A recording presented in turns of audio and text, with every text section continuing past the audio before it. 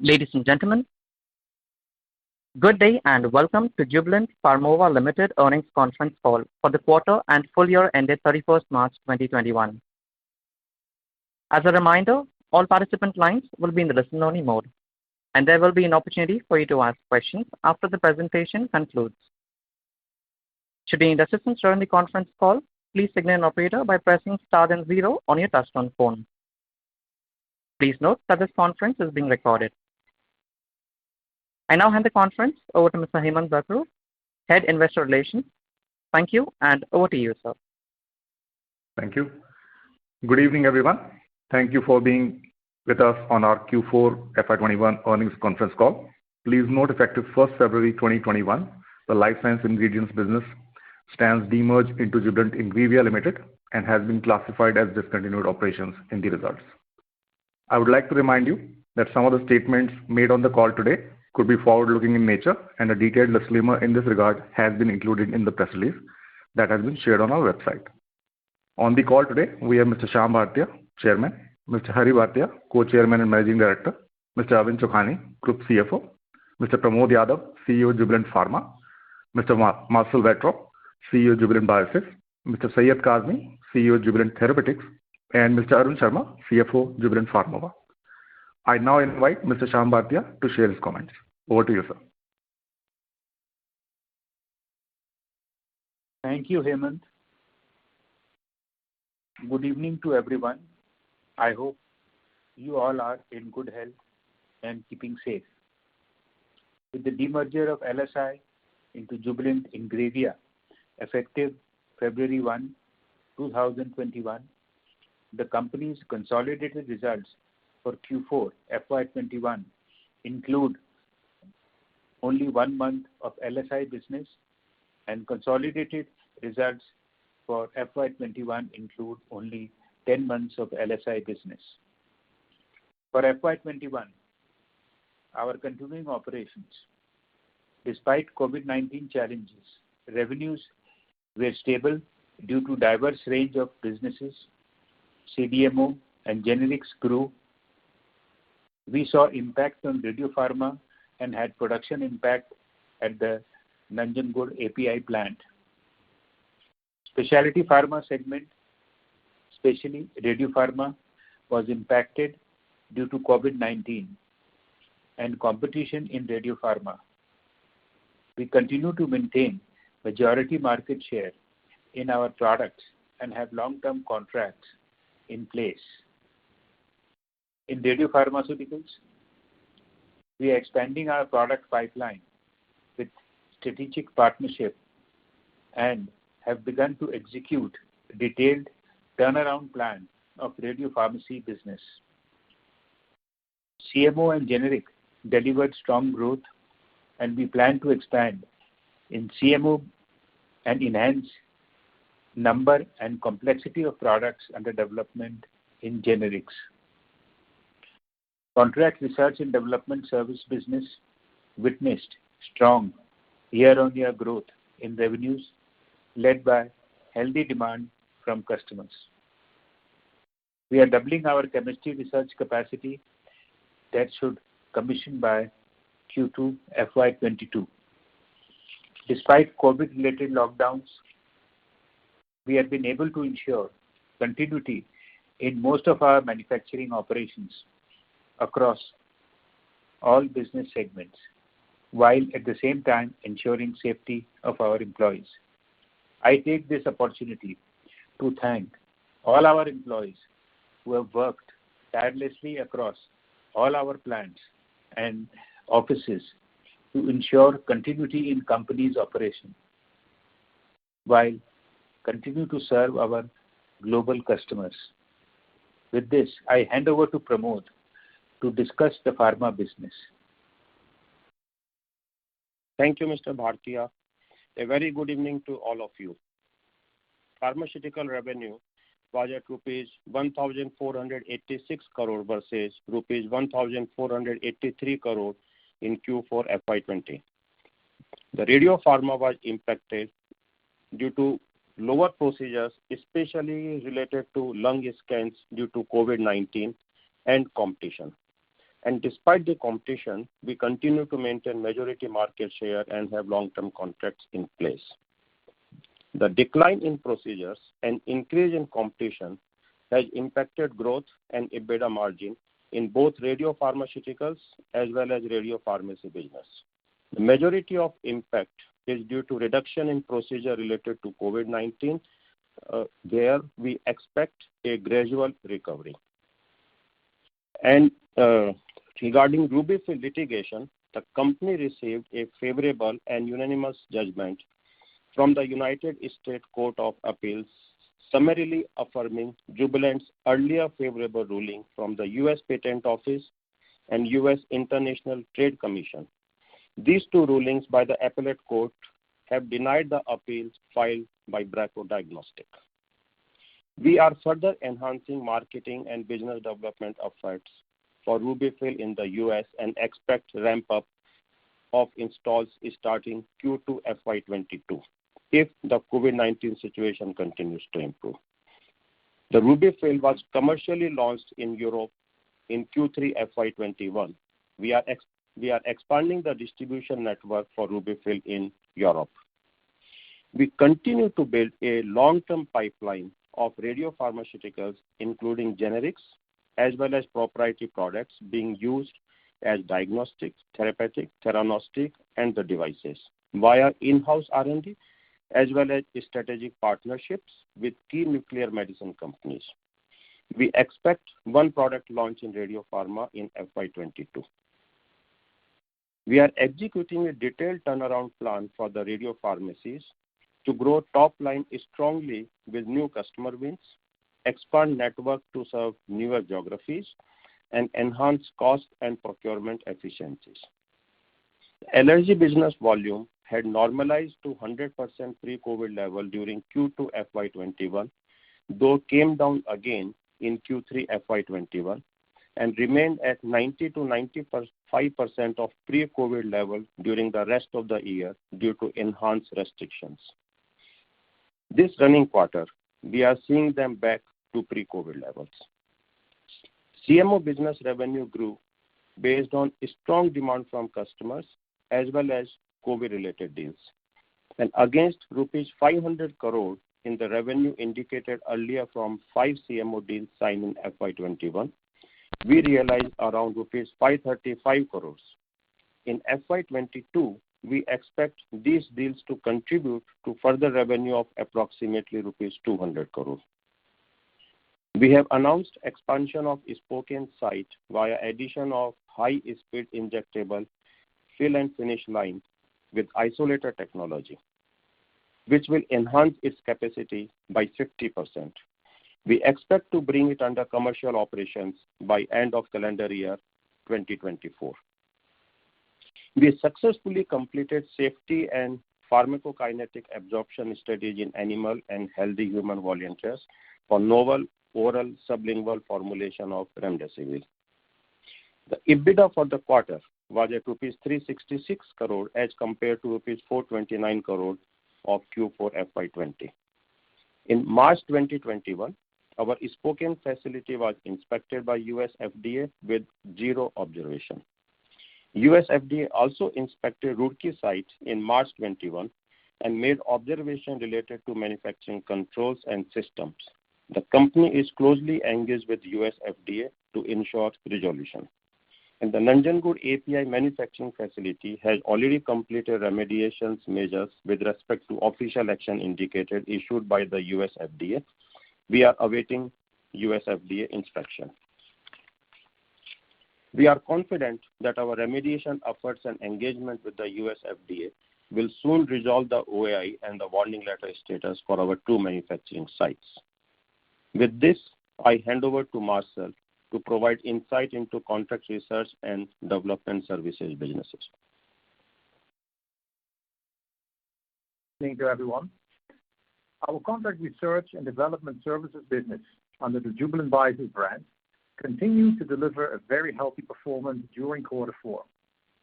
This was driven by strong demand from biotech companies for our integrated discovery as well as functional services such as chemistry, scale-up, DMPK, discovery biology, and clinical trial data management support throughout the TrialStat brand out of Canada. The business has a healthy pipeline of new contracts and customer acquisitions for fiscal 22. Our quarter four fiscal 21 revenue, as well as EBITDA, grew by 25% year-on-year. Fiscal 21 revenue grew by 21% year-on-year, and EBITDA grew by 27% year-on-year. As we informed in the previous quarter, the business has committed investment to double its chemistry research capacity in Greater Noida. The project is progressing well, despite some headwinds due to the pandemic surge, and we expect the facility to be ready quarter two of fiscal 22. With this, I now hand over to Syed to discuss the proprietary novel drugs pipeline. Thank you, Marcel. Good evening to you all.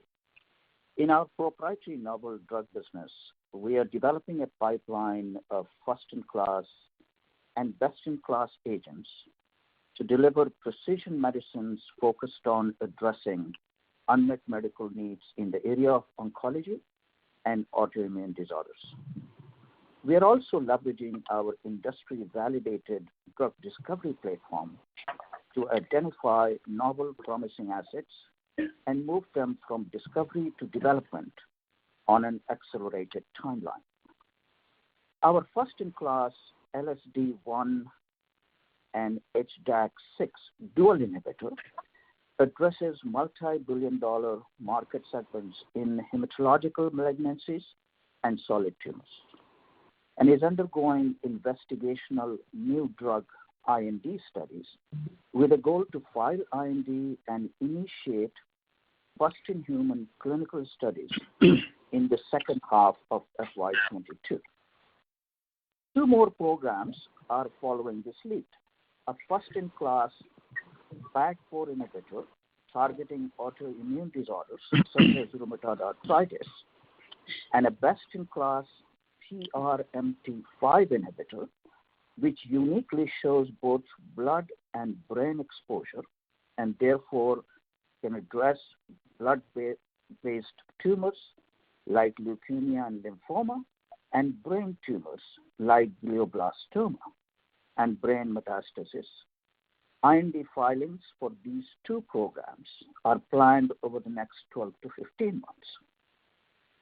So the U.S. business market, biotech market, is witnessing very strong investor interest in precision therapeutics in oncology and autoimmune diseases based on the recent equity raises at attractive valuations. In our proprietary novel drug business, we are developing very high potential and first-in-class assets in these areas. 4 of our assets, as I mentioned, under development are at advanced preclinical stage and would transition to the clinic starting early next year. The company is working towards creating shareholder value in this business through a private and or public equity raise during the coming 18 to 24 months. With this, I now hand over to Arun to discuss the financials. Yeah, thank you, Syed. A very good evening, and I thank everyone for taking out time and joining us on our quarterly earnings conference call. I would like to highlight the company's financial performance during the quarter and full year ended March 31st, 2021. As mentioned earlier, as the LSI business trends demerged from Jubilant Pharmova effective February 1st, 2021, I would cover performance of our continuing business, which includes pharmaceuticals, contract research and development services, and proprietary novel drugs. So first, Q4 21 financials. Revenue from operations during the quarter was at 1,580 crores as compared to 1,568 crores in Q4 last year. Pharma revenue was at 1,486 crores versus 1,483 crores in Q4 20, while contract research business reported revenues at rupees 94 crores as compared to 75 crores during Q4 20. Reported EBITDA during the quarter was at 381 crores as compared to 455 crores in Q4 FY20, with margins at 24.1% versus 29% in Q4 FY20. Depreciation and amortization expense during the quarter was at 86 crores versus 98 crores in Q4 20. Finance cost during the quarter was at 43 crores versus 47 crores in Q4 FY20, a reduction of 8% year-on-year. Average blended interest rate for Q4 FY21 was at 4.82% as against 5.33 in Q4 FY20. This reduction in interest rate was mainly on account of replacement of 4.875% bond with substantially lower cost term loans. Reported PAT during the quarter was at 173 crores as compared to 212 crores in Q4 last year. EPS for Q4 21 is at 10.9 per share versus 13.3 per share in Q4 FY20. Now I will cover for FY21 financials. For FY21, revenue was at 6,099 crores versus 5,976 crore in FY20. Pharmaceuticals revenue at rupees 5,790 crore versus 5,714 crore in FY20. Contract research and development services revenue was recorded at rupees 305 crores against 251 crore in last year. EBITDA for the full year was at 1,414 crore for FY21 versus 1,585 crores for FY20. Coming to depreciation amortization expense for FY21 was at 349 crore versus 340 crore in FY20. Finance cost at rupees 184 crores versus 200 crores in FY20. PAT for the full year was at 574 crores versus 670 crores in FY20. Average blended interest rate for FY21 stood at 5.07% as against 5.39% in FY20. We continue to focus on deleveraging, and I'm glad to mention that during the year, company reduced its gross debt to rupees 2,600 crore from 3,361 crores as on March 31st, 2020. Jubilant Pharma Limited in March 2021 redeemed the principal amount of $100 million out of 300 million senior notes due 2021. This is in addition to $100 million that was redeemed by company in January 2021. With these two transactions, the company has completely redeemed the $300 million senior notes that were originally due in October 2021. Out of the total redemption of $200 million between January to March 2021, we have refinanced $150 million and remaining $50 million was paid out of company's cash balance. The company's net debt on a constant currency basis stood at 2,018 crores, a reduction of 219 crores as compared to March 31st, 2020. We continue to have a strong cash position and expect to generate healthy operating cash flows during the year. Capital expenditure excluding R&D capitalization was at 276 crores for the full year. For FY22, we plan to spend around 700 to 800 crores in that range. With this, I would like to conclude our opening remarks. We will now be happy to address any questions that you may have. Thank you. Thank you very much. Ladies and gentlemen, we will now begin the question and answer session. Anyone who wishes to ask the question may press star and 1 on the touchtone telephone. If you wish to remove yourself from the question queue, you may press star and 2. Participants are requested to use handsets while asking a question. Ladies and gentlemen, we will wait for a moment while the question queue assembles.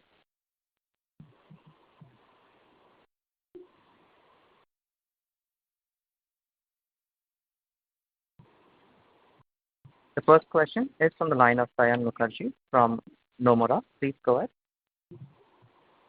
Thank you and good evening. Sir, my first question is on Radiopharma. Can you share what is the decline in Radiopharma in fiscal 21? And at this point in time, what is the level of activity in terms of procedure versus the pre-pandemic levels? And also some comment on competition in MAA as to what is the level of pricing and market share loss that you've experienced. Thank you. Hello, this is Pramod here. So as we mentioned, we had an impact for the radio pharma business because of two reasons.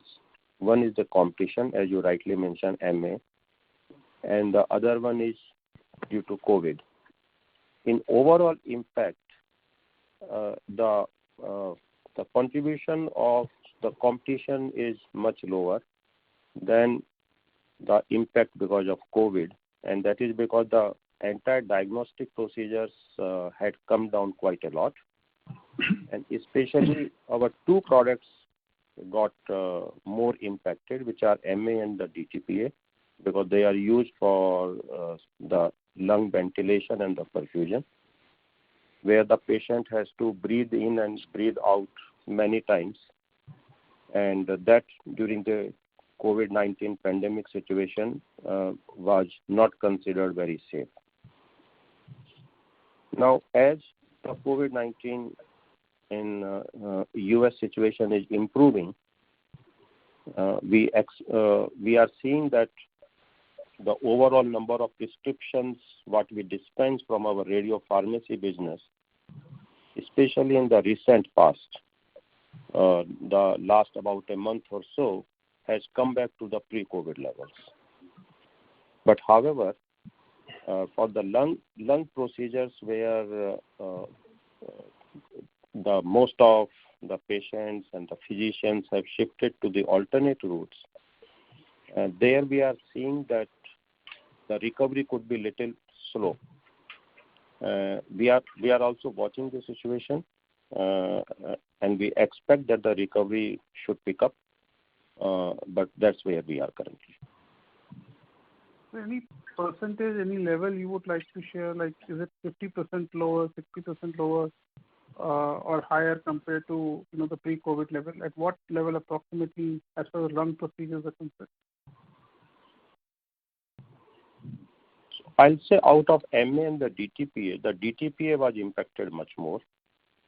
For the DTPA product, at one point of time, the number had gone down as low as about 20% of the pre-COVID level, which now is at about 50%. On MA, the impact was not as sharp as the DTPA, but that was also impacted. And we expect that that should also start recovering. But the rate of recovery we have to watch.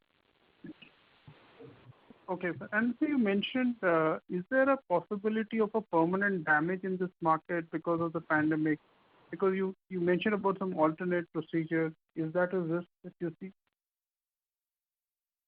See, the alternate procedures is not as accurate or is not as precise as the physician would like to see them, especially for the lung imaging. So yes, there could be some impact, but we expect it will be short term, not long term.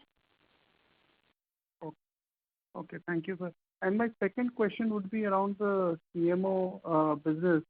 Again, so here you did mention about COVID-related upside that we can get. Also, I think you talked about 3,600 crore of pipeline, which will be executed over 3 years. Now, so so this is like certain. I mean, this number looks pretty much on the higher side. So if you can give more color as to what constitutes this pipeline, and are we going to see healthy double-digit growth in CMO from here on? So the FY21 was a good year for the CMO because of these 5 deals which we did, which we indicated earlier that could bring a upside of about 500 crores, but ultimately it brought even more, and we did about 535 crore in FY21 on those 5 deals. And those deals are still continuing, and we expect that they will be generating about close to 200 crore revenue in FY22 as well. And other than these COVID-related deals, the other products also continues to grow. But you will see some swing into the CMO revenue in FY21 versus 22, and in 22 also quarter-on-quarter, because these deals are the specific deals. The order book which we indicated is the visible order book, which is already there, and we have been saying that we have debottlenecked the capacity, and the customers, we had the higher demand from the customers, so we continue to use the capacity. And that's why we are going ahead and doing this expansion, which we announced that we are putting another line and increasing capacity by 50%. This expanded capacity is not factored into this order book, what we mentioned. So when that expanded line will come, that will be on top of this. Thank you, sir, and I will join back in the queue. Thank you. Thank you. The next question is from the line of Alankar Garude from Macquarie. Please go ahead. Hi, good evening, everyone. Sir, generic sales have come down quite a bit on a sequential basis.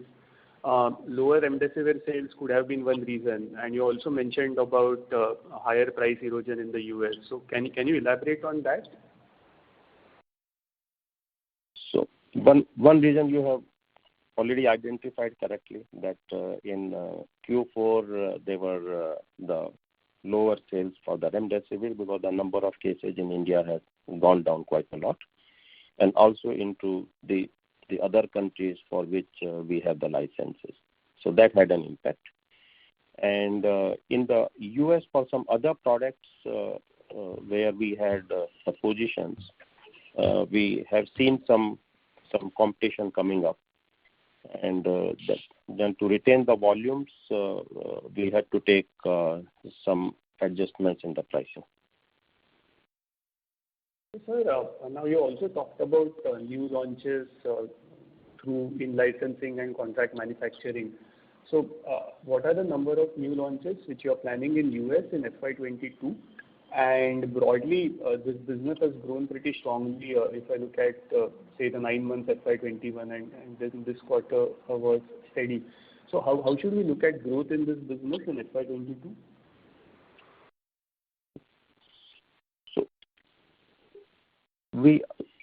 Since our the Roorkee plant currently is in the warning letter, and we have the demand for the products. So some products we are launching through CMO or in-licensing route, and we expect that we should be launching somewhere between 3 to 5 products in this financial year.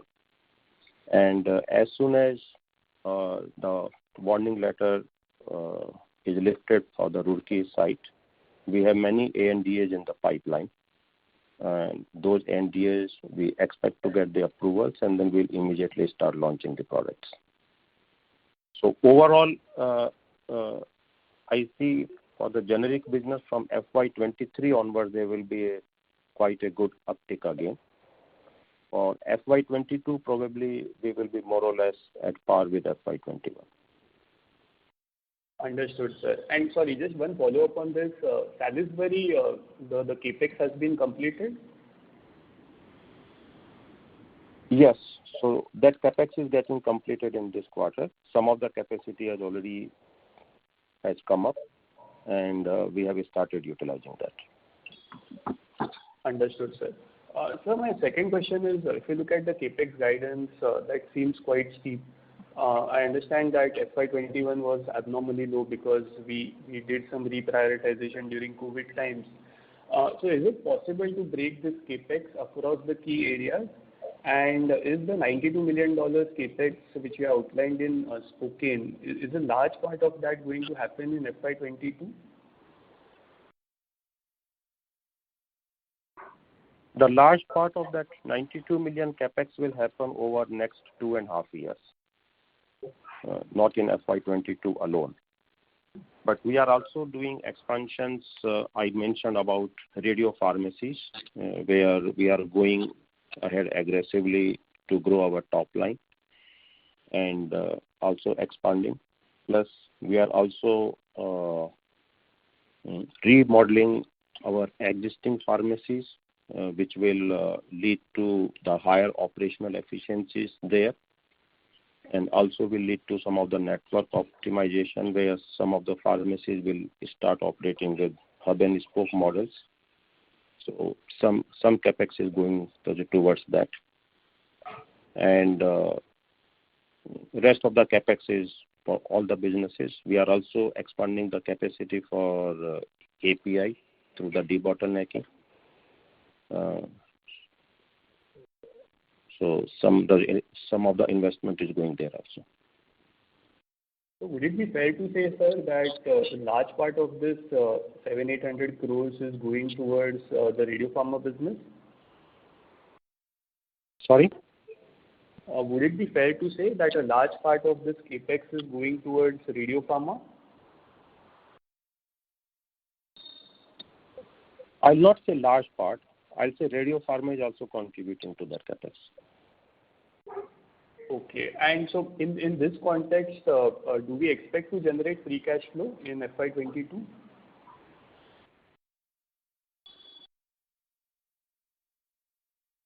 Yes, we do expect that. Yeah. Okay, fair enough, sir. Thank you and all the best. Thank you. The next question is from the line of Sriram Rathi from ICICI Securities. Please go ahead.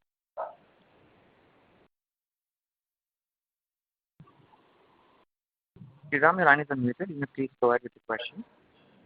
Yeah, thanks for the opportunity. So my first question is particularly, any update on the application for the oral remdesivir that we have been trying to get approval?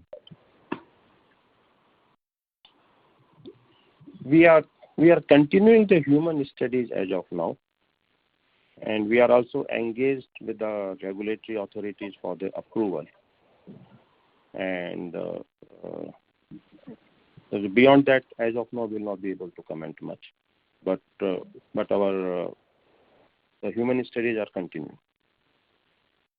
Okay, got it.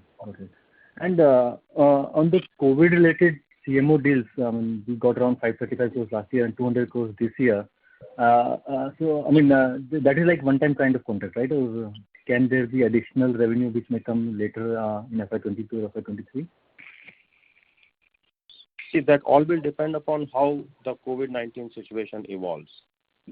And there are so many uncertainties around it. So when the customers are committing the volume to us, they are also committing little cautiously. Okay. So the numbers which we have indicated is for the volumes which are committed, and then we have to watch how the situation evolves. Right. So, does this also include any manufacturing for the vaccine? So we said that there are 5 COVID-related products. Now, in that, some could be vaccine, some could be therapeutic or the prevention. Sure. And next question is on, is it possible to share how has been the revenue growth or revenue numbers for the API business and allergy therapy products? For the allergy, I mentioned that during the year that business was also impacted, and there was some up and down into that, and it was operating at about 90 to 95% of the pre-COVID level for most of the time. Now that business has come back to the pre-COVID levels because now in the US the situation has improved.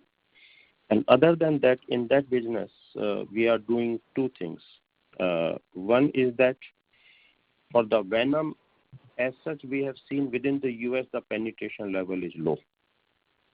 And there's a scope or the possibility to grow the venom market within the US almost 3 to 4 times with more education and creating more awareness. Plus, for our products, venom as well as non-venoms, there's quite a huge potential outside US, which we had not been focusing earlier because we had the limitation on the capacity.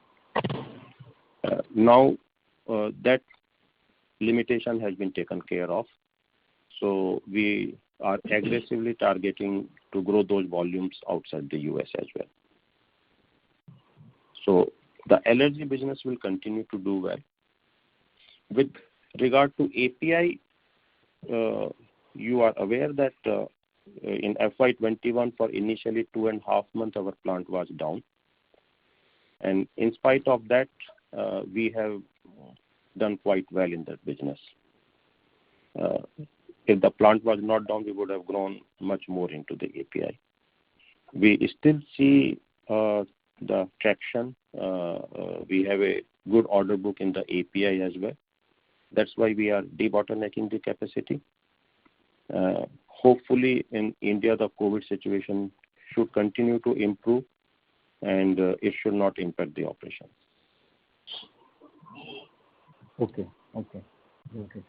And lastly, on radio pharmacies, I mean, is it possible to share? Because I mean, I think you mentioned that we are expecting the break even probably next 2 to 3 years. So how much loss it would have incurred this year, FY21, in terms of EBITDA?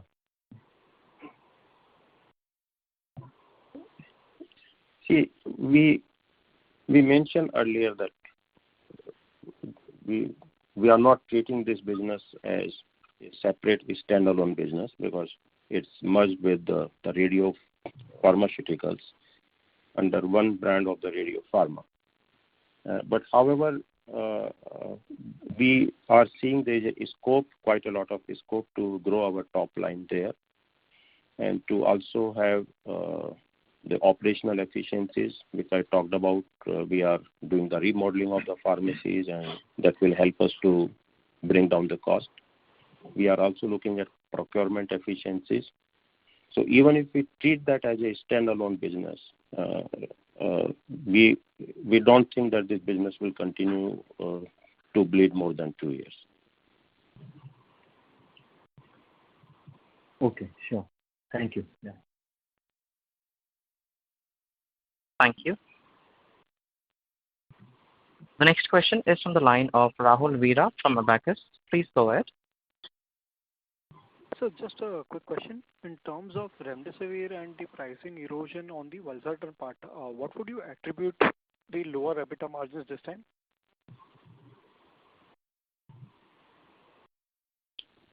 Both had the impact because the Q4 quarter for India was quite good in terms of the number of cases being very low.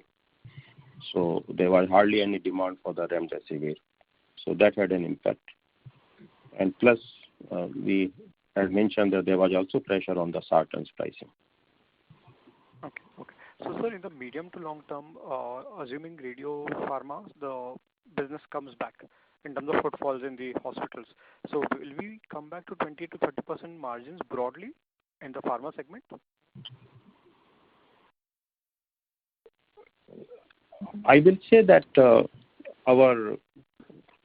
the long-term strategy what we have in place, that's very rock solid. And the way we are growing the business, the way we are planning the business turnaround on the pharmacy side, the way we are planning the business for radio pharmaceuticals, we had mentioned that we have a product pipeline. We are building up very good portfolio with many of the proprietary products. We are also bringing therapeutic products into it. We are doing quite a lot of innovation on the device side. And we are also expecting that our NDA MIBG will get launched in another about close to 2 years time frame. So with all that happening, the overall EBITDA margin in the pharma over the next 3 to 5 years is going to be very healthy. Sure. Sir, and just wanted to understand, like in terms of WHO has already removed remdesivir from its list of recommended drugs for COVID. So further investments in the oral remdesivir, what's your take on that? So the product is still approved in the US as well as in India, it is used for the emergency use. The way the COVID-19 uncertainties are there, India just went through a horrible time and the situation still has not improved. So there is a demand of the product because the product is working well and the doctors are prescribing. For intravenous, everybody has to have access to the medical system, hospital system, whereas now the COVID is going into the villages also, into smaller towns where everyone is not having access to intravenous, and that's where we are positioning this oral sublingual formulation, which patient can take at home under medical supervision and need not to go to hospital. Sure. And so the new Radiopharma project product that we are going to launch, is it like going to create some synergy with the DTP MAA, or can there be some cannibalization of the existing products? No, it will not be cannibalization of existing products. These are the different products which have their own market and own market potential. So that will be the growth over existing revenues. So what will be the market size? For the products what we have in the pipeline, in our own R&D, they have a market size of close to 300 million. And our NDA, the MIBG, will have the market size or the market potential of another close to 200 million plus. So this is for the products which are already there in the pipeline. Plus, we are also now doing a lot of the partnerships and the strategic deals. So we just made investment into SOFIE, which we announced. We also announced our strategic relationship with Isotopia, and plus one or two more we announced. There are few more into the pipeline. All that the strategy is emerging, and that will be on top of this extra. Sure. Fair point, sir. Thank you so much. I'll come back in the queue, sir. Thank you. Thank you. Any participants who wish to ask a question, they may please press star and 1. The next question is from the line of Tushar Manudhane from Motilal Oswal. Please go ahead. Sir, just on the CDMO order book, I would like to understand this, while it is to be serviced over 3 years, would it be like more front-ended, back-ended? How to look at it?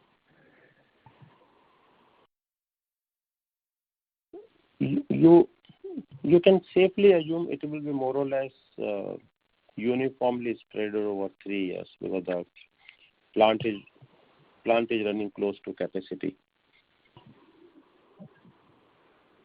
Okay. And even in FY21, let's say if I exclude the 5 CMO deals related business, we were more or less flat, maybe, and then incrementally 200 crore for FY22. And if it is to be spread across the 3 years, so 1,200 approximately every year. So, but then on the base business of 1,500 crores, how does that move? So the COVID-related revenue will come down if the the overall pandemic situation continues to improve, and that's what the expectation is. But then other products revenue will continue to increase.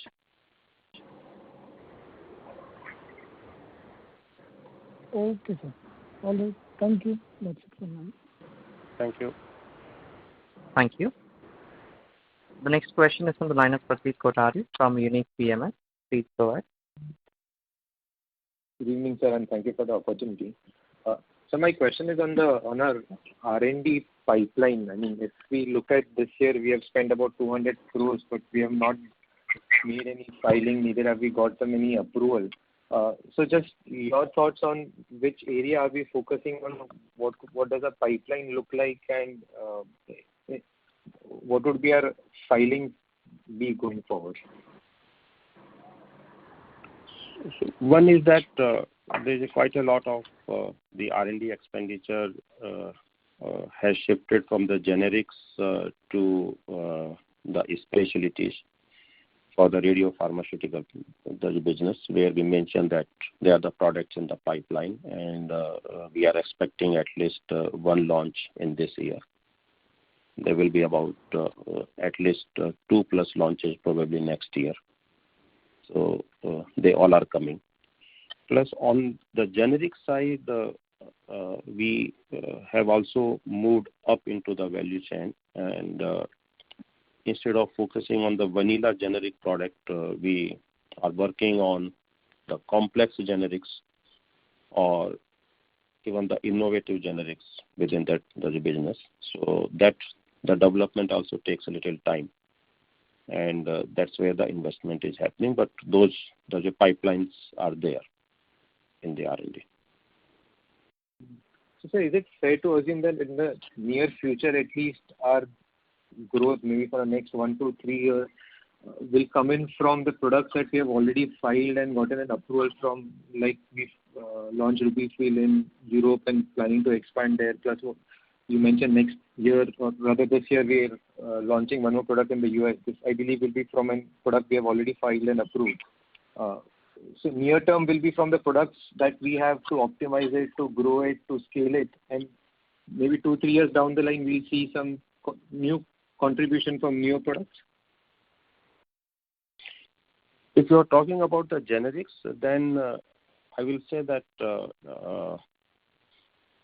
once the Roorkee warning letter is lifted, many of the ANDAs in the pipeline will start seeing the approvals, and we will start launching the products. But other than that, there is a huge focus and opportunity for us to launch the products in the non-US market, and including pharma emerging markets, because we have already quite a good product basket. And in those countries, we have done many of the filings, and we are getting the approvals, and we are going to launch the products. So we'll continue to grow revenue into the US market as well as non-US market. And about Radio Pharma, this one launch we are seeing, we have already filed the NDA. We are expecting approval and then launch the product.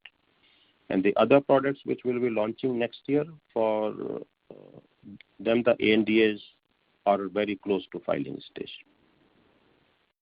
Fair enough. And so just last question on the specialty side. Now that most of the restrictions have been uplifted in US, so we are seeing our volumes or walk-ins as what we used to see pre-COVID on our radio pharmacy and allergy business? So I mentioned in radio pharmacy and the allergy business, we are back to the pre-COVID levels. And in radio pharmaceuticals, we mentioned in our speech that we will be ramping up now the RUBY-FILL installs, because now the travel restrictions, etc., have eased out. So we will be starting quite a good ramp up of the installs, and not only in US, also outside the US, we got approval in the Europe, and in fact we launched the product into the Europe. We are also engaging distribution network into the Europe,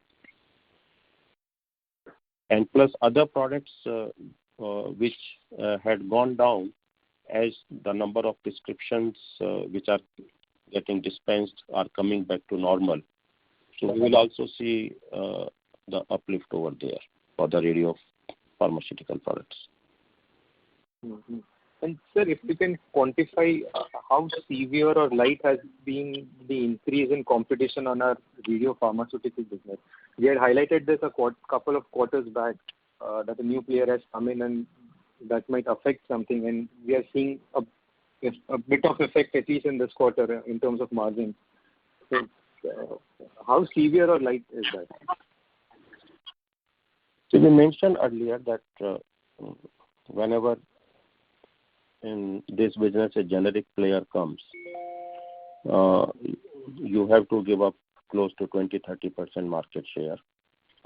And I'll say that what market share we gave up is on the lower side. and you have to make the minor adjustments into the pricing.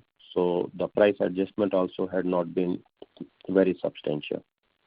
We got more hit because MA, as I mentioned, is used for the lung along with the DTPA, and that the diagnostic procedures had gone down substantially as the hospitals were not taking risk for their staff. You can imagine if a COVID-19 patient comes into the room and breathe in and breathe out multiple times with a good force. So that's not safe for the staff as well as the entire the area over there. Thank you. Mr. Kothari, request you to join the queue for any follow-up as we have several participants waiting for their turn. Also, a reminder to our participants, if you wish to ask a question, please press star and 1. The next question is on the line of Amish Kanani from JM Financial. Please go ahead.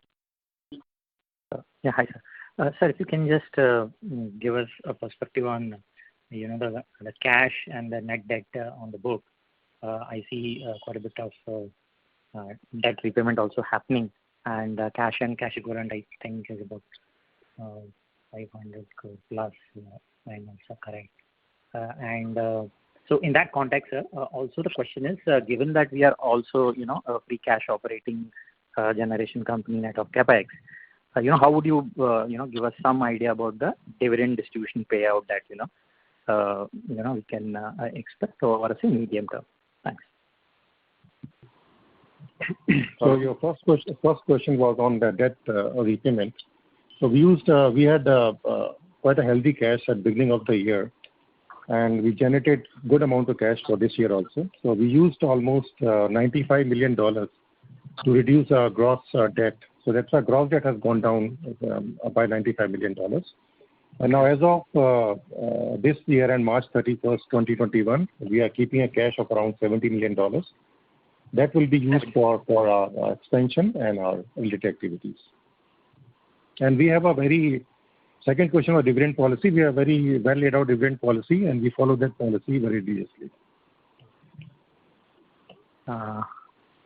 Yeah, so sir, I think if I'm not mistaken, a dividend of rupee 5 on an EPS of 35 looks slightly low given our position on the debt, and so that was the question. Is it are we quantifying the in percentage terms, or is there any revisiting of those policies? If at all you can give some idea, that will be helpful. No, policies is like we'll be declaring same dividend what we declared last time also.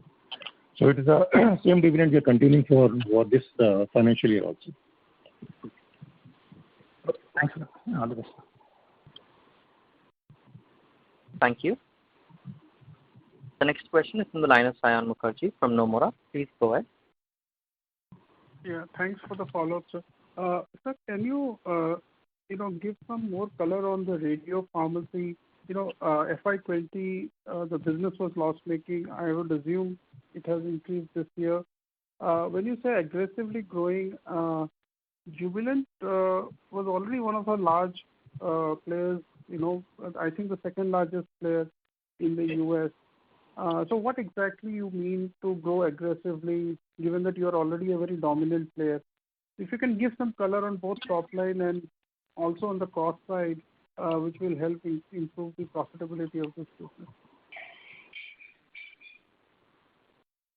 So you are right in saying that this year the loss may have gone up, and that is because of the COVID. Number of prescription dispensing was lower than the pre-COVID level, and if the fixed cost remaining more or less same, so the contribution goes and hits EBITDA. So that's what was happening in FY21.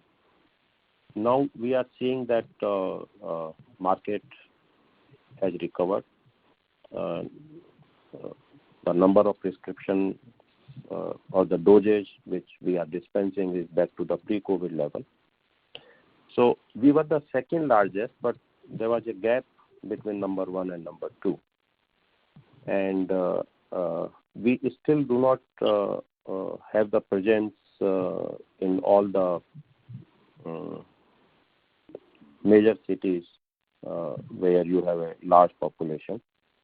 We are covering close to 60 to 70% of the hospitals, but we still have room to grow and expand, and that's what we are doing. So we are looking at expanding and getting into the new geographies, and through the hub and spoke model, etc., which I talked about, we are also looking at expanding the coverage into the existing areas and go more deeper in a focused manner and grow our market share. So quite a lot of work on that has already happened, and that's what we are going to pursue aggressively. Okay. Anything on the cost side which will bring down the cost or increase profit? So one is that you operate on hub and spoke model, then your cost comes down. I talked about that we are doing the modernization into the pharmacies, by which our efficiencies for the dispensing more doses from the same vial will go up. So you will save in term for your vial cost. We are also looking at saving overall the transportation by optimizing the entire transportation module. We have identified opportunities into procurement, and that cost we are bringing down. So in a very focused manner in that business, on all the areas we are addressing, and we still plan to continue to grow the top line in that business. And sir, at a steady state, what kind of EBITDA margin the pharmacy business will be able to achieve? At a steady state, the EBITDA margin should be in high single digits. Okay, sir. Thanks a lot for that, sir. And sir, just one other question on the proprietary development that you're doing in innovation. Are there any plans of monetization, fundraise at this point in time, and at what stage and how far we are from that stage to monetize any of those assets and programs that you're running there? In radio pharma business, we do not have any such plan for the monetization. Innovation research work that you're doing, sir. So that is question to Syed. Sorry. Syed? Yeah, sure. So this is a two-pronged strategy in terms of quote-unquote monetizing.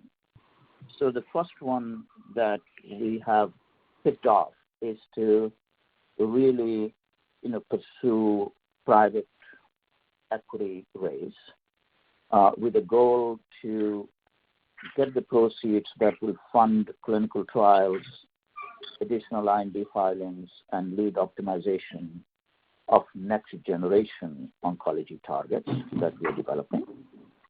And in addition to the external funding, we are also exploring and continue to do so partnering opportunities with large pharma and biotech, similar to what we have done, as you may know, with our prior partnership with Checkpoint Therapeutics and Lengo Therapeutics on some of the innovative assets, except that we would rather go through the partnership at the right inflection point, say after IND filing or clinical proof of concept, to maximize the deal value.